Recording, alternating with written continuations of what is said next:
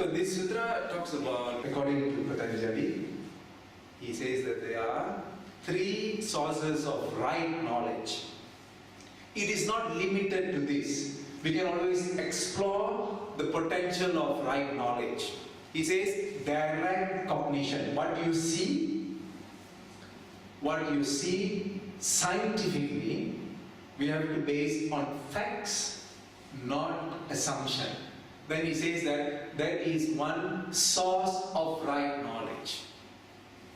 Another one is inference. You see smoke, then you can infer there is fire.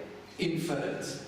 Not necessarily all the time it may be correct, but this is one of the sources of inference. One of the sources of right knowledge. And the third one is testimony.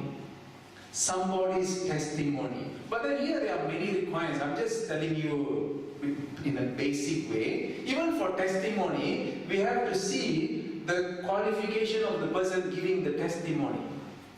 If someone is going to give a testimony of a physics experiment, then that person must have some knowledge of physics. Right?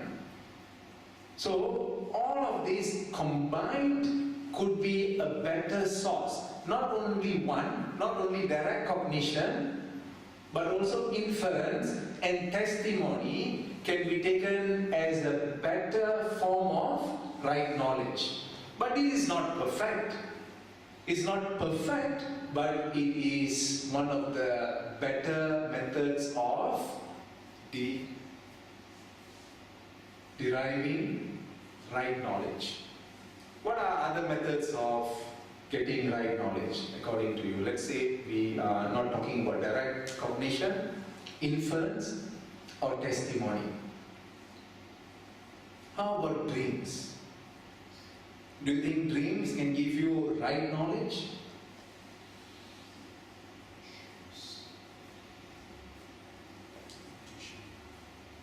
Intuition. Intuition is also a source of right knowledge.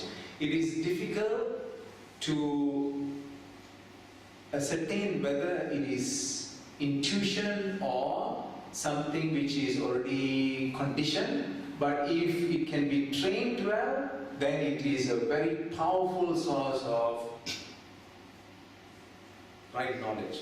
In the stories of yoga, in the stories of our teachers, in the stories of those ancient individuals who attained huge potential of self-improvement, many aspects of their lives looked supernatural, but studying deeply, you will realize that it is the potential that is within us, the potential that we may not have explored, then which becomes like a supernatural state, and therefore one starts to worship the person who exhibits that as an incarnation of God or God on earth, not realizing that the same potential also is within us. So all those who have walked on earth had that opportunity to train themselves to achieve these super extraordinary states, these supernatural states, which were in fact part of everyone's potential.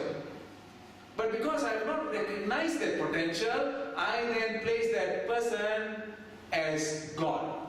And therefore, most probably, never learn to achieve my potential. So this is one of the issues with right knowledge. If right knowledge is attained with clarity, then there is no one superior to me ever in the history of mankind, or now, or in future, or nor inferior. Everyone has the equal and right opportunity, and that would be the source of right knowledge, because all right knowledge should allow us to achieve our full potential. And not only that, the sources of right knowledge, once imbibed in us, allows us to also assist others to achieve their full potential. That is the objective of right knowledge. Therefore, in teaching, we always confine ourselves to the rational process. Rational thinking, that is why Hatha Yoga is so rational, is so mathematical. Pranayama is so precise and mathematical. meditation is so clear, there's very clear defined processes, not allowing one to imagine or go beyond to a state of fancy. This we conclude our class.